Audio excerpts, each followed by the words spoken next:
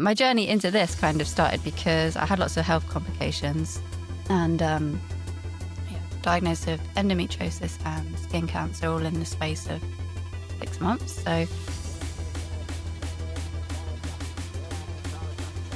I was just like, well, who's going to come? I like it because I love drum and bass, but who else is going to come along to this like rave fitness? But I set up a class in Exeter, and amazingly it sold out. Loads of people came.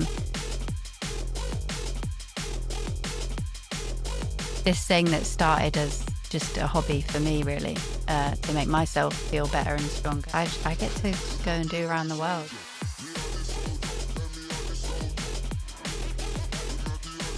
I want whoever's come to that event to experience that artist as much as possible. So don't change your style for me. I'll change my style for you to fit in with what you're doing.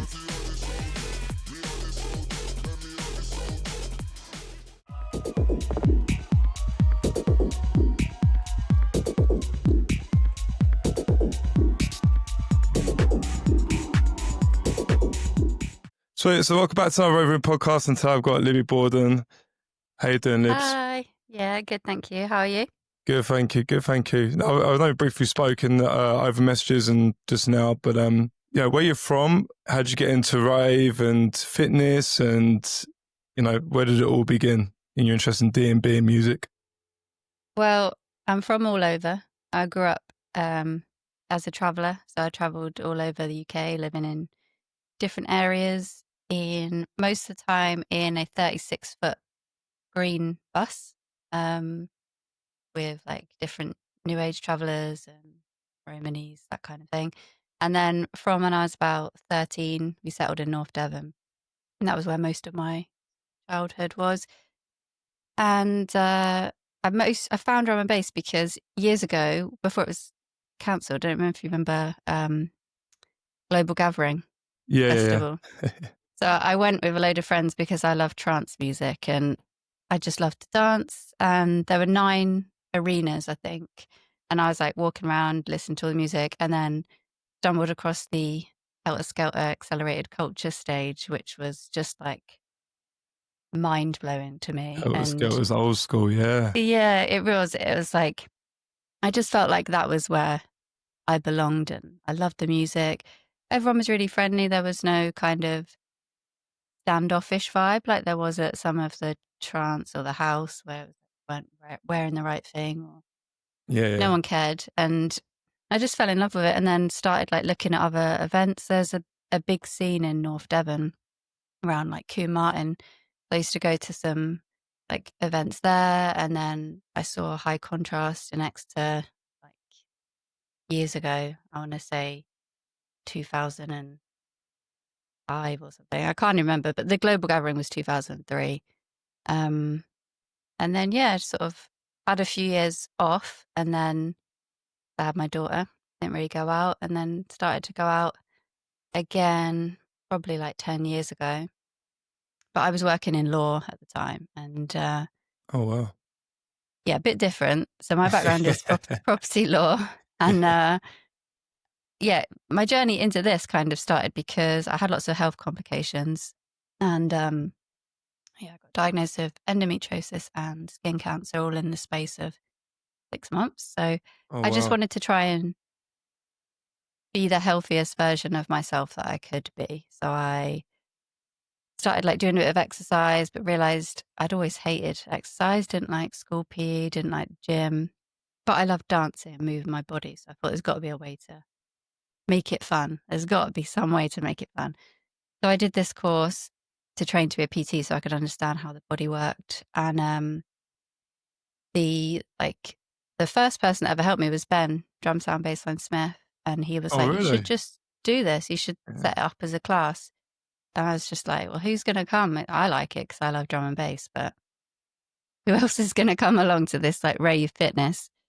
But I set up a class in Exeter, and amazingly it sold out. Loads of people came.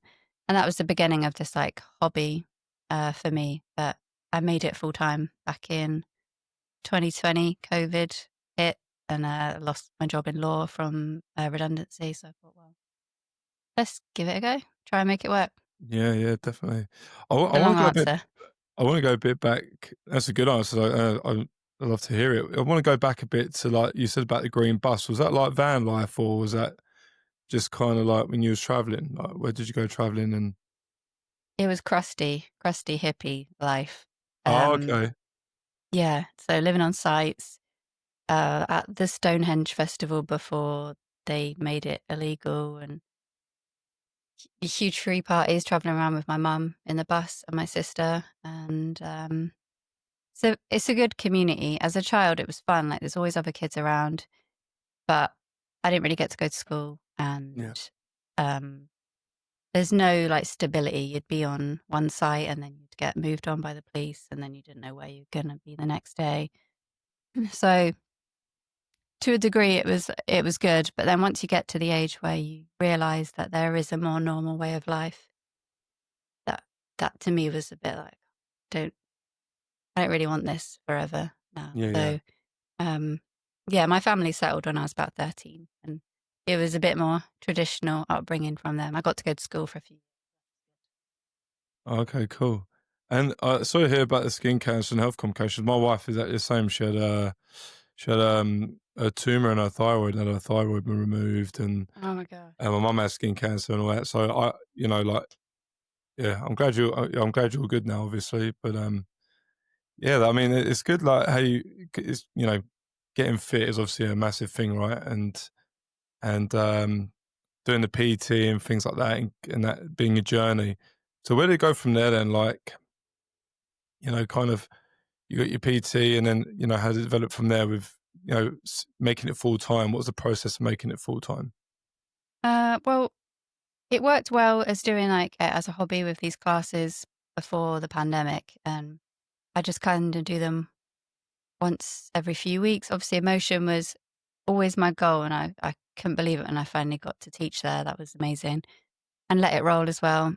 But then with the pandemic, we couldn't do any of that. I couldn't teach people in person. I couldn't teach these live events. So I jumped on the Patreon bandwagon and did my online classes. The first few I tried to do like through Zoom, and no one sort of muted their mics, and it was a stressful affair of different people's mics cutting in and out, dogs going mad, kids crying and stuff. Very typical of the pandemic. But then we like ironed out the creases and got it set up in a way that the online classes really worked, and um, they helped me so much through lockdown. I hope they helped other people kind of maintain some sense of normalcy through that. And I think artists saw that I was doing that and reached out, and I ended up doing quite a lot of one-to-one sessions with um, drum and bass artists, which obviously I love, and I've been really privileged to work and help with people. Uh, yeah, throughout the scene, I just genuinely feel lucky every day that they trust me to help them. You're in a vulnerable position, so grateful that they let me help. And then as things started to open back up, I tried to rebuild the in-person classes, but I have found that quite difficult. We've lost a lot of venues. The ones that are still standing have really bumped up their prices. So for a little class like me, where we're, selling max 100 tickets rather than thousands, it just wasn't making financial sense to carry on. So I've done a few that have been really good, but that's definitely been a setback. So I sort of focus on the online, the big tours, which I've got a couple coming up, which I'm excited about, but less of the regular ones, which, I do miss. I love that real life interaction with people. Yeah, yeah, yeah. That's the thing about doing this podcast, because I've obviously traveled around the world and trying to meet people. I used to go to festivals to do them, like, and then pick people out to I build like a temporary studio at festivals, but um it costs a lot of money, and it costs a lot of, but like you say, though, I do miss that, like human interaction of having, face to face kind of thing. I mean, like you Yeah. say, it's all well and good doing it on Zoom and stuff, but like you say, you get that, that real banter between the two, right? You get to sort of understand people a bit better. And when you said you did your, you started doing PT and started learning stuff, how did you come up with the workouts and what was, like to make them blend with like the drum and bass and the rave and things like that? And is it called Hit the Floor? Is that the brand that you've got? Yeah, DNB HIIT The Floor. Yeah. DNB Hit the Floor. So how did you come up with the name and like start the brand and sort of, like make it to what it is today? I came up with the name because the exercise that I found spoke to me the most was HIIT, because I had a young daughter at the time and I would get up before she woke up and I'd try and do like a 20-minute workout before she got up. And I've just found in that 20 minutes I could really feel it, and using that high impact interval training made me get the most out of a small amount of time, and I wanted to replicate that. So then I was like, okay, well, what kind of dance moves do people throw when you're at a rave? And you've obviously got the shuffle, which by the way I can't do. People always ask me, can you I shuffle? was like, I I can't do can't. it. I can't Yeah. shuffle. Um, Very impressed with the people that can. But there are similar moves. You like heel dig, we call it. A lot of the names of the moves are chosen by the people in the in-person classes. We've got skank out, bucket hat, uh, the turno step. There's quite a few different moves, and it just kind of hopefully ties people back to being on the dance floor. And then I've put that with more traditional squats, lunges, anything that will work in time with drum and bass tempo. There are some that kind of don't, you need a bit more time. And then that will be like on the 2 count beat rather than 1. And I just tried to match it so it's hard but fun, um, and that people can do in good form so they don't hurt themselves. Like anything as well, is all fitness is discipline. Like producing music, anything in life is discipline. Like I understand you had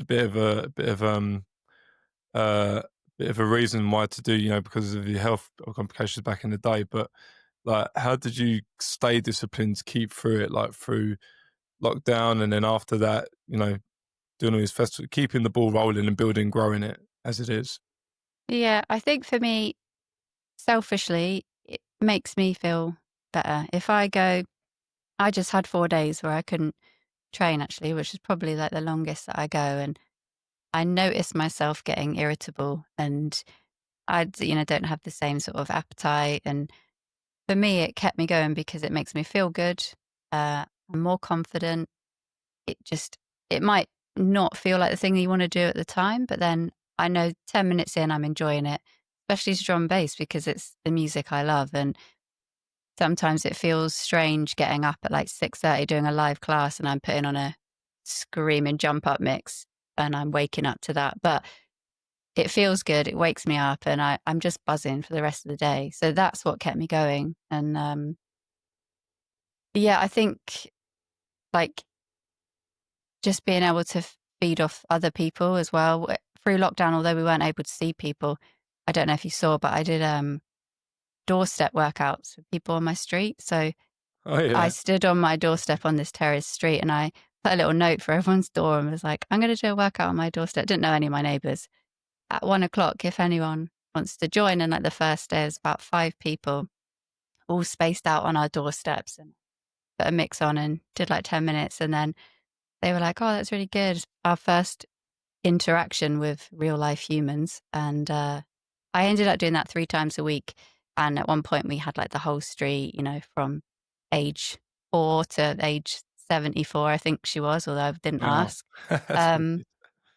and yeah, then we did a live stream one and across the world. So we had like some people in New Zealand and Euphoria, Summer, she was doing it from Vienna, and it kept me connected to what I love and also people through that. So Yeah. I felt lucky. That's wicked. How'd you build the confidence for that? Like, because like going to people's door to do that, that's kind of like old school marketing. If you think about it, like that's old school, isn't it? If you think about it, like most people just send messages now, but like putting like Yeah. things through the doors and that, like how'd you find that confidence? Because I'd be nervous a little bit. I'd be like, fucking hell, I've got to. Well, I guess it started with notes. So I just wrote it down and, at 1 p.m. I'd do a little workout. And then I just thought, if no one comes, I'm going to do it anyway because I want to do a workout. And I don't know, I was nervous for the first few people, but the minute that I start doing it, I'm fine. It's the same with any of the live events, like, that I've taught. When people start gathering and I'm like, "Oh god, I'm gonna have to do it in a minute." I'm nervous, but the minute the music starts, I feel like for me the focus is the music. So if people are focusing on that, then it takes the focus off me because I want to Yeah, promote each artist that I do the workout to as much as me doing the workout. It's the music really. It doesn't work without the music. yeah. So who would you say your favorite like sort of DNB artists are? Are you into the MCs as well, or just into the drum and bass? Like would you say your favorite artists are? I've got eclectic taste, drum and bass. Oh, really? Uh, my Okay. my favorite's probably Hybrid Minds. Just Oh, consistently loved them since I first heard them, and um, they're just amazing. They're also great when you're introducing someone to drum and bass, rather than going with like any really heavy. No one can say that Hybrid Minds doesn't make beautiful music. It's just lovely. But I also love Jump Up. I love Hazard. Again, one of the first love artists I ever Hazard. heard. Yeah. Uh, love Gino's music. He played at a few of my classes previously, and they're always just so fun. Like I could just teach for like 2 hours of hit because the Wow. vibe that his mixes bring is, yeah, it's just amazing. And yeah, Emperor, obviously. It's just, I want a back to back Hybrid Minds Emperor Hazard. So if anyone is watching this, I want that back to back one day. That would be like the dream. I don't know how it'd work in terms of all playing different music, but I think it would be memorable for me. Yeah. That'd be good for like that'd be really good for like a charity thing, wouldn't it? Maybe or something like that, like to build like a charity and get everyone together like to raise money or something like that. That could be like a route to kind of get that working or So maybe. you'd listen to that set, wouldn't you? You'd go, you'd be Oh like, yeah, I would okay, yeah. 100%. I don't know if I'd survive the hit. I'd probably have a heart attack, but like I definitely would love to hear that music for sure. So kind of going on to like you got the clubs and the festivals. I know a lot of clubs are shutting down. I think it's like was it 500 clubs are shutting down a month or something I heard or read, could be Yeah. wrong. Some terrifying statistic like that. Yeah. So how do you find these clubs? Do they reach out to you, or do you just go to different areas and just like pitch yourself and say, look, I do this workout. Can we use the venue? Do people offer it? Do you charge for that workout? Like, how does that whole? I'm going over this because, like, obviously, people want to know how to build things and build a brand and stuff. So, like, what is the process of that, and what are the setbacks to that? A lot of work and a lot of setbacks and a lot of probably 80% of reaching out, etc., doesn't go anywhere. I've been really lucky in that the scene is very supportive. And before I started doing this, I helped out with promotion and I ran events as well, ran drum and bass events in the Southwest. So I've got a good network, and through that, I've met various people. Like there's a good friend of mine called James. He works for the Level in Nottingham and now does work with like uh, Broadwick and Printwork stuff like that. So he's always been really supportive of everything that I've done, and he got me up to the Level, and I taught there in Nottingham. But sometimes it's me reaching out and saying, this is what I do. I kind of look for places that have drum and bass nights, so I know that there's a connection with that music. And for me, that's my USP of my classes, that you'll go to the class somewhere that you would go to a rave. So I haven't done one in a gym because you wouldn't necessarily go to a rave in a gym, although there are gyms in Bristol where you can. Yeah. Um, but I want people to have an experience rather than just a fitness class. But a lot of the time, people will say no, or you don't hear back, or I did get asked to do one for a very major place in London record label, which I was so excited about. But they wanted me to charge £100 a ticket for this Wow. class, and that's not in line with my brand or what I believe in. And I turned it down because that just doesn't sit right with me. personally, and I want it to be accessible to everyone. So although it was a good brand, one that I've got a lot of respect for, they wouldn't budge on the price. So yeah, I walked away from that. Whereas you've got other people like Motion who before the pandemic, worked with me, and I hired the venue, and then when they saw it was working, we did like a ticket split. That's usually how it works, is ticket split. So we both equally promote. We'll take 50% after expenses, paying the artist, paying any videographers, things like that. But places are more reluctant to do that now. So it's kind of going back to that, hiring this space again. That's kind of been the new format. So I just go where I can make it work and where it's accessible for people. Yeah, yeah, for sure. How do you like send out the tickets and invites then, and how many people do you get, like, roughly? Do you get, like, some days you could do it and there's only 2 people that show up, or is there, like, hundreds, or, what do you sort of expect? I have done from 2 to Right. 120. Well, Wow. actually not including Let It Roll, 'cause we have about, I don't know, about 300 people come to that one. But the ones where it's kind of ticketed just for that, yeah, between 2 and 110. But that class where I did 2 people, I didn't enjoy it any less because I actually got to, like, really interact with those 2, and, I changed the whole format of the class. I did it kinda like a HIIT, but then the last section I, like, sort of got down on the floor with them, did one-to-one training with them, um, and I just really took that opportunity to make the most of having so much time and attention for them, and they'd made the effort to come along, and that was great. So, yeah, obviously, it's great if it makes money, but I try and be, like, positive about whatever the sales and whoever comes along. Yeah, it's a win-win in both ways, isn't it? You make a bit of money, you gotta make a living from it, right? It's just normal, and then meeting the people is obviously a very really rewarding as well. So, Yeah, that goes to my next question, like, who would you say is, like, who have you met that's kinda like, how can I put it, like, sort of inspired you the most, or just, like, you've heard their story, or where you've helped them out and it's made change their lives, or, anything like that?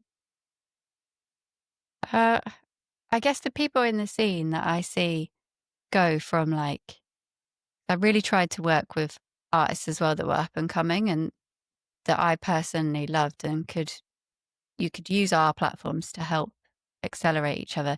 So one of the first people that ever sort of showed me any kind of belief was Molly Collins, and she came I've down. DJed with Molly Collins, yeah, back Yeah, like 10 years ago, yeah.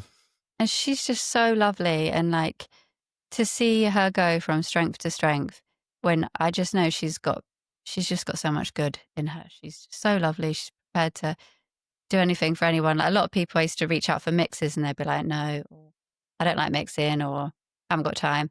She was just like, "Yeah, cool, I'll get it over to you by the end of the week." And she did. And same with Gino, like, he's blown up now. He's massive, and I started following him when he was under his previous name, which we were laughing about at Let It Roll the other day, Rushmore. So I found him through Molly. Um, and then it's just people that, like, have just the sheer tenacity through everything. Like, obviously, Katie Coven is just a machine. She's 100% energy every time you see her, and she travels so much, does so much. She is an inspiration. And another one is Sema Euphoria. I met her when she just first started DJing. She played at a class to me at Let It Roll. And now she's, like, headlining events and playing on the main stage at Let It Roll. And again, always got time for you. And she's just lovely. Real good, lovely person. That's crazy. And kinda like, going into, like, festivals now, 'cause I was checking out your Instagram, you did some festivals and things like that. How was it about approaching them festivals? Did you do it through someone you knew on a certain stage, or do you have to get in there with the whole festival themselves? And how is that, getting that in the time slot of when DJs are playing, and then you do DNB Hit the Floor, and do you know what I mean? All that organising, how does that Mm. kind of work?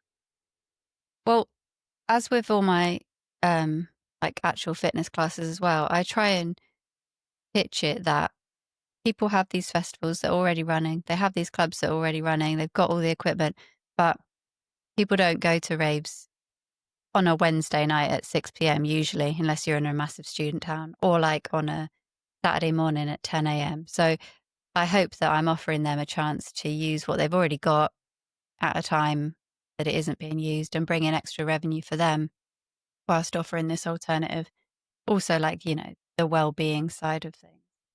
So Let It Roll, I just reached out directly to the main person that I kind of could find was in charge of the festival and said, this is what I do. I'd love to come do it at your festival. I'd already been to Let It Roll as like a punter and just had the best time, loved it. So I thought if I could teach there, incredible. And yeah, it still feels like it wasn't really true, but they just were like, yeah, okay, let's do it. So Yeah. You expect the no, didn't you, or something like that? yeah, You're like, oh, they're gonna say no, yeah. but there's a lot of festivals where I've pitched to and it's been like, yeah, this looks great, but then there's no budget left in it for the daytime things, particularly since the pandemic. I think, they're operating on a lot smaller scale, a lot of these festivals. Um, but yeah, I just try and reach out and be authentic. And usually I'm reaching out because I've either been to that event, that festival, or because I love it, not because I just want to go and make some money. I want to be a part of it. Yeah, yeah. Oh, that's cool, man. Like I say, is there anywhere else like around the world that you've like done or you want to do like festivals? Anywhere. So I really want to do festivals in the US, um, which That's I the know one, isn't it? That's like is everyone's more like, EDM. yeah, So I've got some coming up. I've got my first one in October in Southern California, Off the Grid Festival. So I'm really nice. looking forward to that. I don't know how hot it's going to be in October. I'm kind of hoping I don't pass out from the heat, but Let It Roll gets.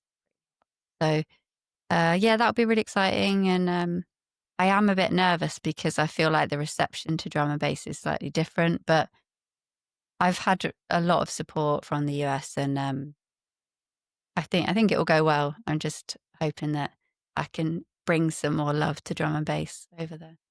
Yeah, I think drum because I live in Canada, right? And I've met a lot of US people here, and I go back to UK like twice, three times a year. But the people that I've met from the UK and even over here now, it's like, oh, sorry, not UK, but people I've met in the US and in Canada.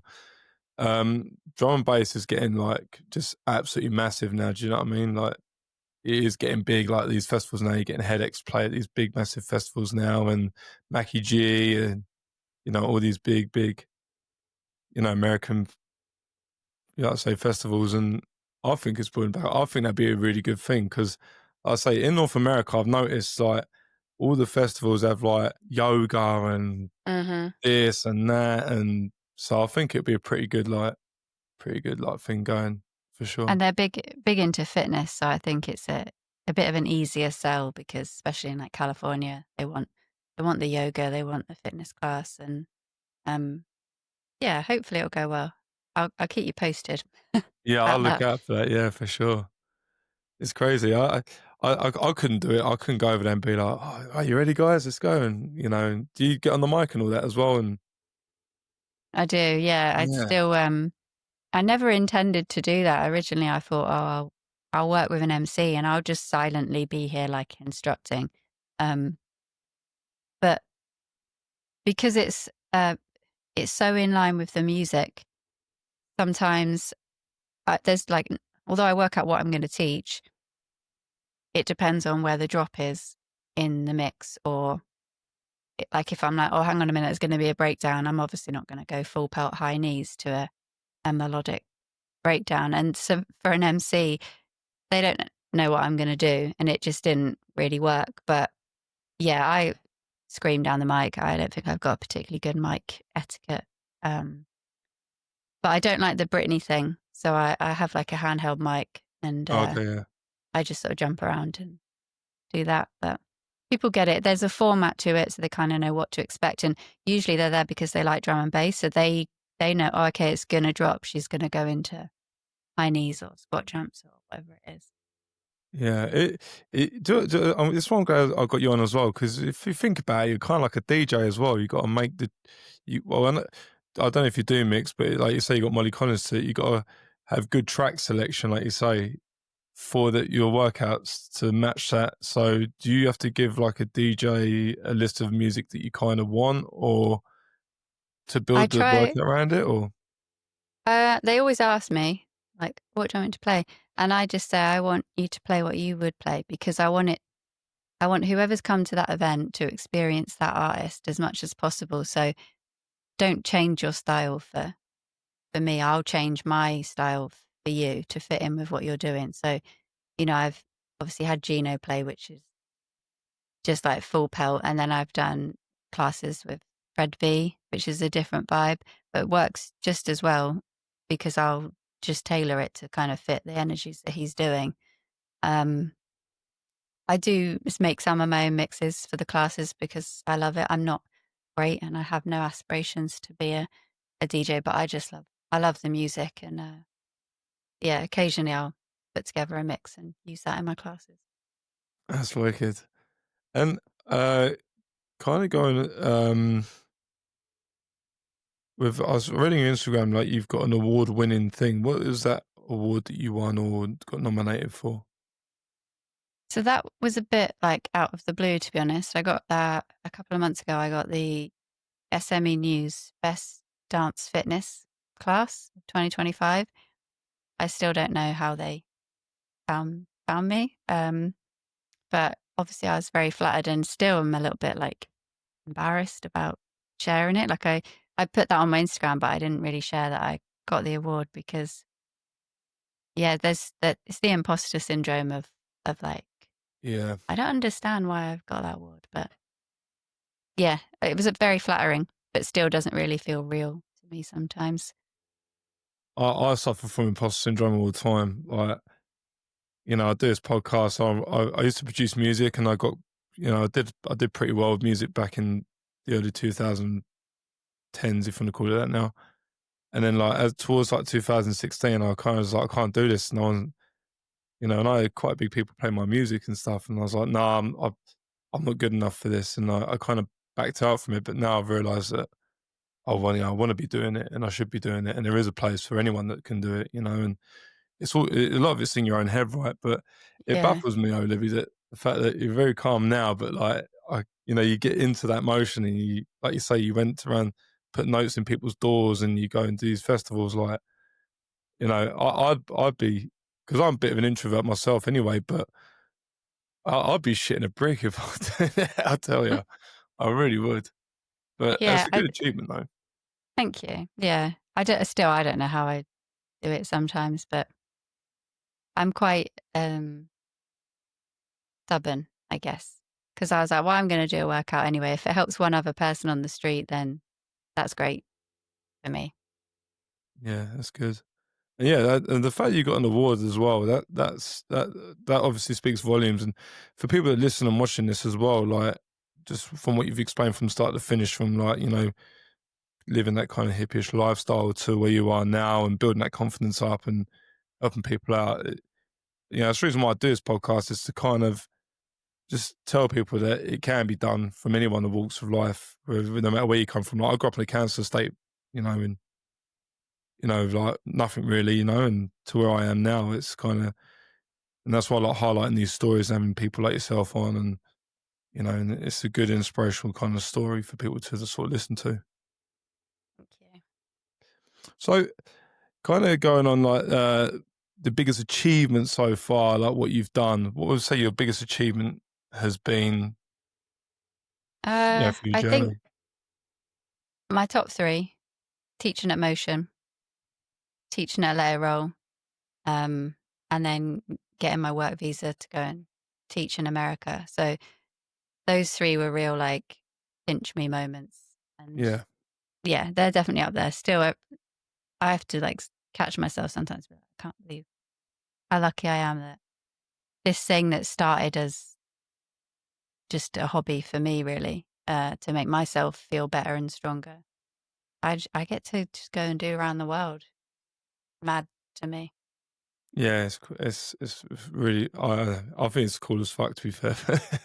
You need to Yeah. get back making music again because if you were making music in that kind of era, that was my favorite drum and bass era. So bring it back, make more music from that Yeah, time. I was doing house. I released like house and techno, but I was making drum and bass because a lot of me and my mates, say we grew up in a council estate, we used to do like, go around people's houses, do like music and that. And a couple of my mates were music producers as well. Like we had Mackie G come and play with because my friend Sam went to the same school as him or whatever. Back in the day, this was like 2008, I think. And I never released any because I wasn't too sure of it, but like a lot of back then we didn't have much. We did a lot of all my friends were drum and bass heads, and that's how I got into it. And then a lot of them were all trying to be MCs as well, and it was kind of that. You couldn't travel far out from our area because there's no trains or buses. It's just a council estate right next to an industrial estate, so that's kind of like the best we could do at the time. So that's That's kind where of some of the best drum and bass came from, though. That kind of environment. for sure it is. Yeah, yeah. I mean, sometimes we get to like some of the raves. We'd go and see like Magistrate and CMCs. Like we got Funstar, we got I think we got Det, and we got quite a few big DJs and stuff to come into our area through my buddy Sam. And that was a big thing for us in our area, right? We never had anything like that, just a few pubs and whatever. But that was kind of like the highlight moment of my upbringing in drum and bass. Do you know what I mean? So I think that's a highlight moment in drum and bass. That is having those artists together. Definitely. yeah, and I try to explain it to people in North America, and I don't know if this is like just me, but like when they say, "Oh yeah, I love drum and bass," and and this that, and the other, I'm like, yeah, you can go to the big festivals and experience it, but if you experience it like in a warehouse, we did it in an old bus depot, abandoned bus depot in a room. And we put egg trays around the room, the soundproofing, The and that original was soundproofing. the old school way, right? And that's kind of like I explain it like, why would you do that? I'm like, because that's all we had, like it was kind of, and like you say, it's kind of that's where it all like originates from, So Yeah, you should get back to it. yeah, I'm slowly doing it. I'm doing it just off a laptop now because obviously everything got completely destroyed in the flood. But I spoke to one of my buddies the other day. He was a really good. He's a really good producer, and he did it as a duo. But then he stopped and now he's doing it on his own. And he said, I had all the gear and everything. He said, now I'm making music now, like DNB, garage and house. He's like, I'm the furthest I've ever been. And I'm only doing it on my laptop while the wife's watching Coronation Street. You know what I mean? So it kind of was a bit of an inspiration for me as well. Because I'm like, I used to think you need all the gear and you need all this and you need all that. But really, you don't. You just need a laptop. And, it's kind of, It's true. I mean, that's the same with fitness. You don't need a fancy gym. You don't need an expensive membership. You just need a little bit of space. And like, if you've got a couple of hand weights, great. But that's what I always say to people. I had like no stuff. I got a set of dumbbells off Facebook Marketplace and I had a speaker and that was it. And, I feel like that led to where I am now, just having that. And it's the same with music production. I know a lot of artists have said, oh, their best album was made on a laptop on like a train or something like that. And so yeah, it's good. How did you go about getting the like videographers and that now then? Because obviously you started off with like you said a marketplace, but then expanding to getting videographers, finding the right one, and building up this sort of you know production thing, if you want to call it now. How does yeah, that I work? guess I guess I'm lucky because Let It Roll obviously had they have people there taking photos and stuff. Although I have to say, there's videos apparently of my classes. I've never seen them. They don't feed back to me, but maybe one day they'll turn up. But actually, a guy reached out to me from, I want to say, I think he's from Swindon, like area, and he was setting up this videography company called Live at Live, and he loved drum and bass. And I think he'd done some videos for Motion, and he reached out and was like, "Oh, if you need a videographer for your class, just let me know and I'd love to come and do it." So a lot of the promo videos that you'll have seen were shot by him. And then Connor's also done a couple because he's just like amazing at any tech related stuff. That's why I'm sat here not just talking into my phone like I would be if it was just me. And I worked with just another couple. Like sometimes people have asked me, can I come and get some practice, because it's a different thing for their reel as well to do like a fitness rave class. I guess it shows that they can kind of do something other than raves or something other than a gym reel. It's a good crossover. But Edward at Live, he was great. He did probably the majority of my videos that you see. So you have to walk around with the camera and drones and just get it, because it is a social media world now, and you have got to It promote is, yourself yeah. in this sort of stuff, right? As much I'm going to be honest, I fucking hate it, but we have to do it, right? I mean, I don't know if you're the same, but that's just me. But like trying to get it all in now and create these videos and try and make it all like social media wonderful. But how do you like navigate doing the social media stuff? Because you have to. Do you rely on social media to promote your brand, or is it just through word of mouth? Or It's a mixture. I'd say it's mostly through social media, mainly Instagram. I will say my like ticketed events tend to sell more through Facebook because um, they're of a similar age, I guess, to me, where they probably used to go out a lot, now don't, but they still love the music. And so, again, the classes offer like the opportunity to go and experience that without going to a rave that finishes at 7, which beyond those days of doing that. I would say. So I sell tickets on there, but the online stuff is mainly Instagram. I actually really like doing social media. I sometimes I worry like, oh, I'm not doing enough, but I post when it feels good for me to post, and I post what I believe in. I don't just post for the sake of getting 3 posts in a week or whatever it is that the algorithm says. And sometimes Instagram will penalize me for that, and I won't get any views. But I don't particularly care because I know that the content that I've put out is true to me and it works for me. So I want to enjoy it. I don't want it to feel like, oh, I need to do an Instagram post, or oh, I haven't done this at the right time. I want it to be fun. Really, like all of it, I just want it to be fun. yeah, I kind of think I've fallen into the trap of trying to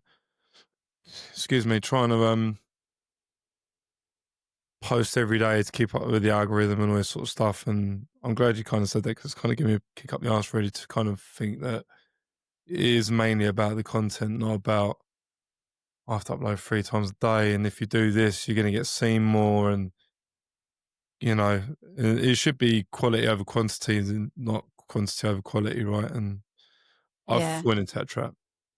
I think as well, it shows if you're sharing content that is meaningful to you and that is part of like reflective of you, I think that shows. Whereas there are some pages that are just like churning out stuff, and like I'm not a scroller, I have to say. So I'm lucky that I don't fall into that trap of going on Instagram and then doom scrolling. I go on and interact with like whoever I want to interact with.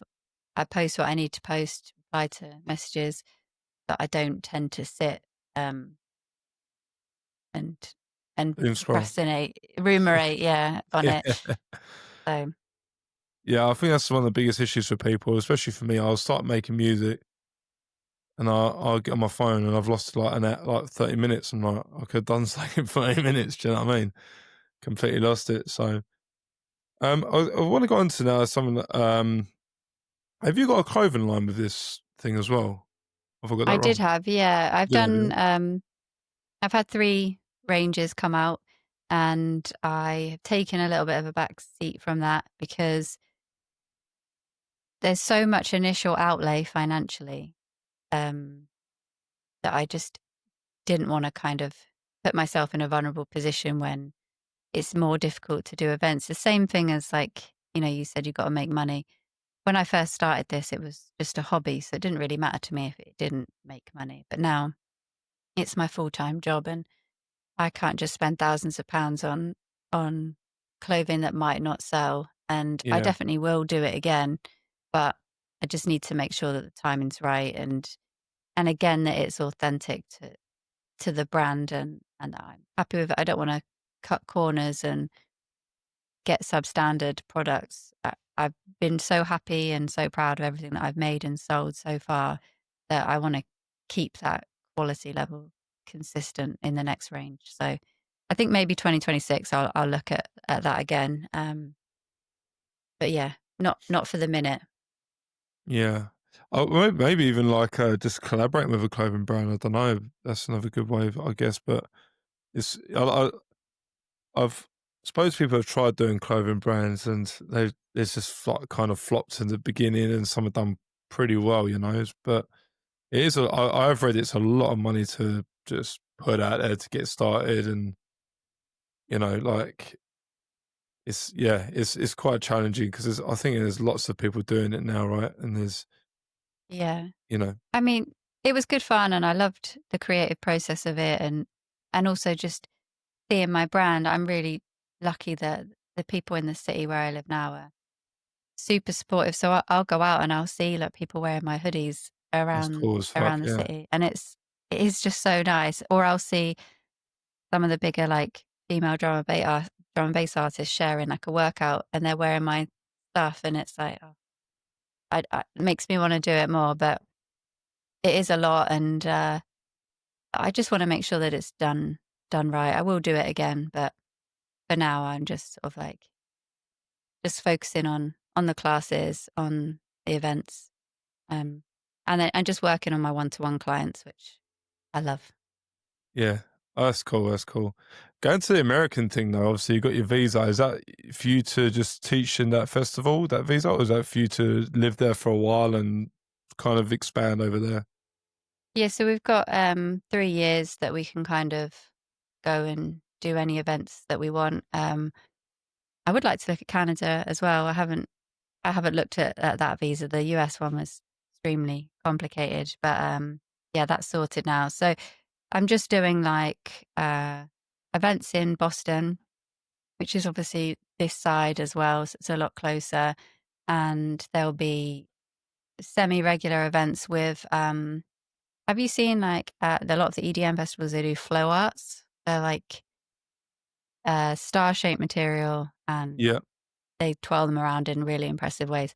But this girl that I met through online, a lot of my interactions started with that. She kind of reached out and asked me similar to what you said about how do you go about building a brand and things like that. And I want to do events. She was already doing some events, and it's called the Boston Flomies, by the way. They're amazing. And she's gone from really small local collective to this thing that's being featured at loads of festivals over there. So we're going to have this event where we collaborate, and I'll teach the first hour, she'll teach the second hour, and people get to experience that. So um, I have to say, doing that made me fall in love with it all over again. Like, we sold out with minimal effort. It was so Wow. much fun. The artist, we had this guy called Carlson who plays drum and bass and also EDM. So he played some dubstep for the flow session. And it was just so fun. I didn't even feel like I was working. I just felt like I was just part of this experience that was, yeah, amazing. So I'm really looking forward to that. This festival, I've also got like an event coming up in Hawaii, which I didn't realize is so Wow. far from like one side of America to the Yeah. other. So we're working on like when we can fit that in, but I'm really excited about that as well. So my focus is making those things as good as possible, and for the promoters that have believed in me as well, bringing me on board, I want to make sure it pays off for them. Well, I've interviewed a lot of people from the States, and hopefully maybe I could help you out as well with that because I know obviously through doing this, I've met some people that do influencing, DJing, promoters, you name it. I've met Yeah, I'd them, love and that. yeah, I'd be happy to help you out. And It's kind of crazy going around the States now because everyone knows the States is the place to go to actually kind of, sort of grow. I think there's a limit wherever you live, there was for me, right? And then when you Mm.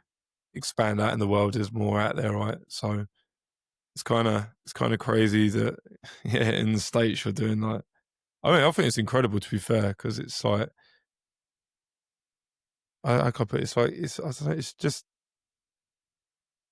America's fucking massive in it, and everywhere's different, right? The East Coast is different to the West, and the West is a bit more vibey. But when you mentioned about the flowy stuff, I've noticed that in festivals in North America compared Mhm. to UK. Go to drum and bass rave when I used to go to them.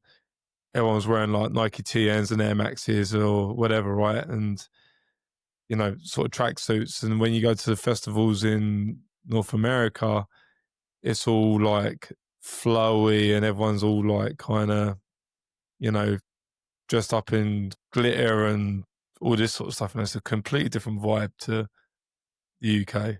Yeah, it is. It's a whole other world, but everyone that I've come into contact with has just been so lovely and supportive. There's no, like, animosity. There's no, "Oh, I don't wanna help you unless it helps me," or it's just felt like a really genuine connection with the people. I've been maybe really lucky, but it's felt, in a lot of, like, particularly with venues in the UK, it's been quite difficult and, like, I found it quite hard work, and I want it to be this fun thing for everyone, and when it's so difficult or you kind of feel like they're doing you a favor, it it does make it feel different. It's less enjoyable when you're sort of Mm.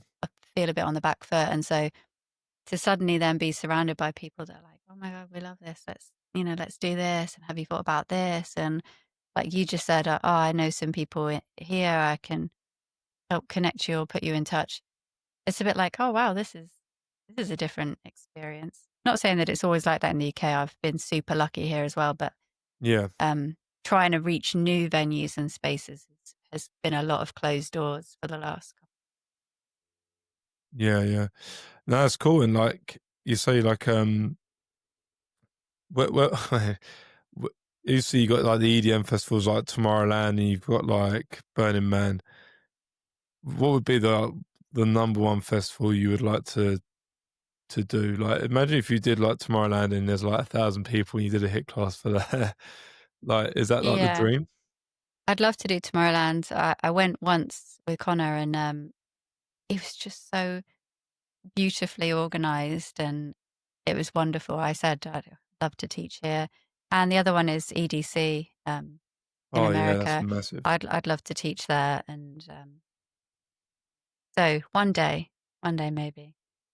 Cool. So, how many places have you got now in in the States that you've got lined up right now? Uh, Confirmed.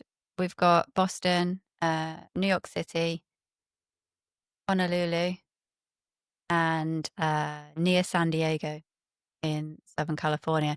I'm working on getting a few more, but those are the four that are like locked in the next 12 months. Okay, and when you get there, you're going to try and expand while you're there as well, and the kind of work extra hard on that. Yeah, And hopefully try and meet people and just network. And I have found that, say, like the people that I'm working with in New York, they've got contacts in LA, and the drum and bass scene, like it is in the UK, is still quite family, even though you're spanning this huge country, which is, I don't know, 10 times the size of the UK. There's still these kind of key people. One person in particular who's just been super supportive to me is Dave, Driven AM, who you've probably heard of. He does a lot in New York City. And, he's just been great. He's like, "Oh, I know this person here and I know this person there." And yeah, it's just been really lovely to be welcomed so far. Um, while still trying to work on stuff in the UK as well, but we'll see. I will be back in Bristol one day. I just need to find a new venue now we've lost motion. yeah, it's so sad, isn't it? Emotions Yeah. like I don't know what the word is. I'm lost for words with it, but it's kind of like the one of the meccas of like clubs in the UK. It's like one of the like the one of the best in the UK for sure. Like so many people go there, and I know even people over here have heard of Motion, you know, being one of the most like iconic. That's the word, iconic. Iconic clubs of like the UK, and it's kind of sad to see it go. I think it's being Really turned sad. to like flats in it, or commercial sort of gentrification kind of thing, or I think so, yeah. I mean, the team have taken on Document, which is not too far away, and it's a cool space.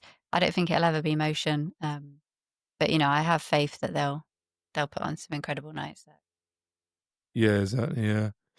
So going on from obviously we've covered a lot, and it's been amazing to like hear your story and all this, but kind of what would be like your if you're stuck on a desert island, a lot asking this question, what would be your one track that you'd take with you that you could not take anymore, but just the one track? Well, that's a tough one because I feel like I would cheat in the answer to that question, and I'd pick a mix. And there's a 2013 Hybrid Minds mix with Tempsa that they did for Spearhead. Um, that would be my go-to mix. So it would be 60 minutes of tunes, but if not, if I had to pick one, it'd probably be a Hybrid Minds tune. But that mix, 2013 Spearhead, Hybrid Minds Tempsa. Cool, cool. Obviously, through like our chat today, you've done like to explain confidence, building a brand, everything like that. What advice would you give to anyone that wants to kind of start out as DJ, music, anything in their life, fitness? They because a lot of people are nervous to go to the gym, and there's kind of like, oh, people are going to look at me funny. I still get to this day, and I've been working out for years, but people like look at you thinking you're going, well, why is he or she in here, and they look stupid, and and the imposter syndrome. Like, what would the advice be to kind of tackle all that and kind of build a brand? I guess just start small. If you're scared to go to the gym, try some home workouts first. So you can watch along with videos and you kind of get an idea of what you're doing. Before I even stepped foot in a gym, I'd been watching YouTube videos and reading online about exercise. So by the time I did go into a gym, although it was still really nerve-wracking, I knew what a squat was and I knew how to lunge. I knew I'd feel confident. And the other thing is ask.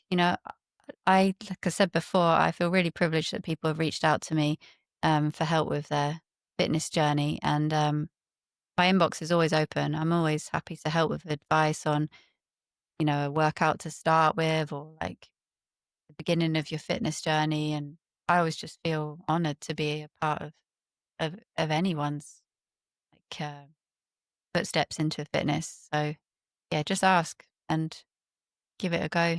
Start small. Nice, nice. And is there anything I should like to like sort of leave off with, like the end of this podcast? I just think if you like drum and bass and you haven't given my workouts a try, give them a try. I do from 6 minutes to 60 minutes, so you don't have to commit to a grueling hour of me shouting at you. You can pick like a nice little 6-minute workout, give it a try, and see if you like it. You might be surprised. Yeah, give my workouts a try. And that's a question I was going to ask you right near the beginning. What health benefits have you noticed from doing like your workouts? Like, what differences have you seen, like in sleep or just cognitive function, like concentration and things like that? Mood is the best. For me, it's a complete mood stabilizer. I'm more able to deal with the things every day because of working out. I'm more confident in my body. Like I'm late 30s now and I feel in better shape than I did at any point in my 20s. Wow. And also I had that diagnosis of endometriosis. I've had 3 lots of surgery for that now, but there is no treatment, but I manage it completely with exercise. And for me, I've kind of honed exactly what I need to do when I need to do it to avoid being in pain. And I'm not exaggerating when I said 3 weeks out of a month, I would be in agonizing pain at one point, and now I have maybe 1 to 2 days a month where I'm like, "This is a hard day for me." And that's all just through exercise and movement and knowing my body. So I I can't imagine, I can't believe now that I get to live this sort of pain-free life when a few years ago it didn't seem like that would ever be my life. Yeah, and Very then grateful. what about like supplements and stuff like that? Because I take a bunch of supplements now, and I do cold plunges, and I do this sort of stuff. Do you do any sort of that sort of stuff as well? Or? I did sort of, I've done a few, I used to do cold water swimming, sea swimming, over lockdown actually, which I did document on my Instagram. People would be like, "You haven't been swimming yet this month." Oh, yeah. But there's a lot of sewerage in the sea here, and people kept getting ill, so it just put me off that. But I take vitamin D supplement, because of the skin cancer. You probably know, can't really go out in the sun without like full factor 50, so I supplement that. But other than that, I don't take any supplements. I don't even do like protein or creatine. I just try and eat well, make my own food, and exercise really. And that's a bit of a boring answer, but No, because I'm ginger, whatever it would be, like, and I'm like a lobster. I go in the sun, I'll go red, but I never go brown. I go back to white again after being burnt. So I kind of understand, like, yeah, because my mum was like I said to you, my mum got it just from a freckle. So mum's yeah, freckly, right? it's So mad, isn't it? yeah, it's I hope she's crazy. okay. Yeah, she's all good now. She's got a lot of scar here, like across the chest. But even me, like I'm like moly. I know moly is hell, and you just gotta like be careful. I don't take my t-shirt off even when I'm in the sun. As well. My Yeah, wife is like, let's cook, and loves the sun. You know what I mean? But I'm factor 50, like straight up as you go. So I understand where you're coming from, like with that for sure. yeah, It is crazy how it just comes from something like that. It is crazy. But, yeah. Anyway, Libs, I appreciate you coming on the show. I appreciate your time and thanks for sharing your story. Uh, I loved hearing about it because obviously I'm a fitness like fanatic myself, and I love D&B and music, and just love how you've kind of explained your story, and hopefully it benefits someone one day who hasn't seen you yet and watches my show. So yeah. Thank you. Thanks so much for having me on, and I look forward to hearing some of your music that I hope you make again soon. Um, but yeah, yeah, send me over some of your old stuff. I'd love to hear it. I gotta go over that imposter syndrome thing. I think that's my biggest challenge is overcoming that. To be fair, You just need one person to believe in you. That's it. yeah, And that one yeah, person can be you as well, but helps to have an extra. yeah. My wife tells me it's good music, but I'm like, nah, it's not. Come on, you're just being nice because you're married to me. So yeah, I appreciate it anyway, and yeah, hopefully, I wish you all the best in your future, and hopefully the States works out for you because that's going to be I think that's going to be the place. I think that's the place now in the States is kind of where it's kind of happening right now. A lot of stuff. Yeah. Fingers crossed. Fingers. Yeah. But yeah, thank you so much for having me on. Really appreciate it. All right, mate. No worries. All the best.